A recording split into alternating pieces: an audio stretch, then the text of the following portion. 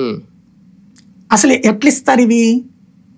ఎడారి ప్రాంతం, జనసాంద్రత తక్కువగా ఉన్నటువంటి ప్రాంతం, లోతట్టు ప్రాంతాలు, బాగా నిధులు అంటే గిరిజన ప్రాంతాలు, హిమాచల్ ప్రదేశ్, అరుణాచల్ ప్రదేశ్, అస్సాం, అవేంటంటే అక్కడికి ఎందుకు ఇస్తారు అంటే అది కూడా అక్కడికి ఇండస్ట్రీస్ రావు, వ్యాపారాలు రావు పెద్దగా, దేశంలోని అన్ని ప్రాంతాల నుంచి రారు.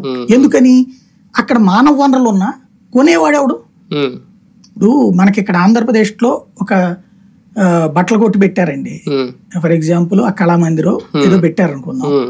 దాని వలన ఉపాధి వస్తుంది, వేలాది మంది వెళ్ళి కొంటారు నెలకు వచ్చేటప్పుడు.